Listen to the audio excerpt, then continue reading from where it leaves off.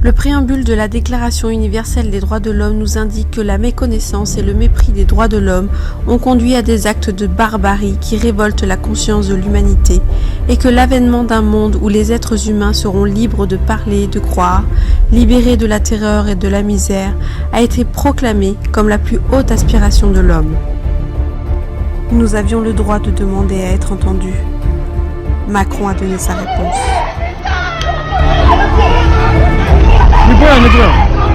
C'est pour rien, arrête, c'est comme ça.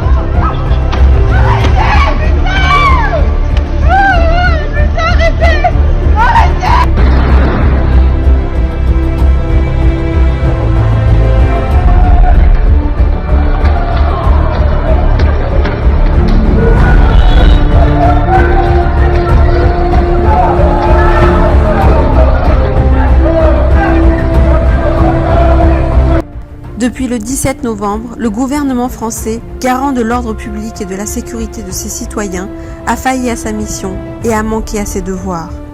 Ensemble, nous n'avons pas eu peur d'exprimer notre souhait d'une nouvelle forme de démocratie dans laquelle nous pourrions retrouver le sens des mots liberté, égalité et fraternité. Cependant, la population française se trouve meurtrie à cause de l'incapacité du gouvernement à donner une réponse démocratique aux revendications du peuple.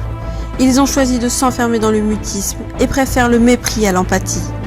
Tel que le disait Nelson Mandela, la plus grande gloire dans la vie ne réside pas dans le fait de ne jamais tomber, mais dans celui de se relever à chaque fois que nous tombons.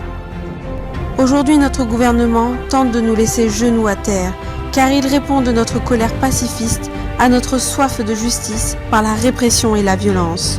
Alors, mandaté par notre président, le ministre de l'Intérieur a ordonné un usage intolérable, brutal, disproportionné et irresponsable des forces de police et de gendarmerie afin de réduire le peuple au silence, conduisant la France au bord du chaos.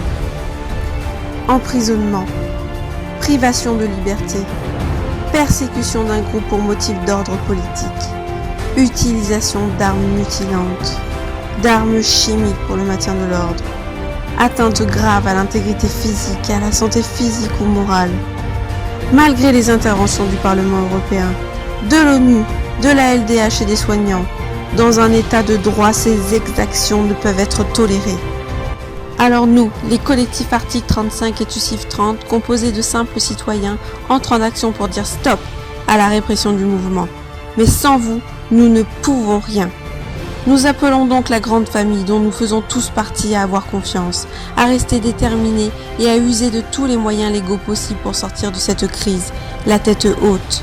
Même si cela peut sembler dérisoire, souvenez-vous que lorsque nous regardons tous dans la même direction, notre pouvoir est indiscutable. Pour cela, nous avons besoin du soutien de tous. Il est urgent d'agir afin de faire basculer le rapport de force. Notre force est notre nombre. Plus la motion sera soutenue, plus Macron et Castaner devront reculer et s'inquiéter. Alors, demandons à nos élus, maires et conseillers municipaux de répondre à notre appel. Soutenez notre motion et rejoignez-nous. Seul on va vite, ensemble on va plus loin. On ne lâchera rien.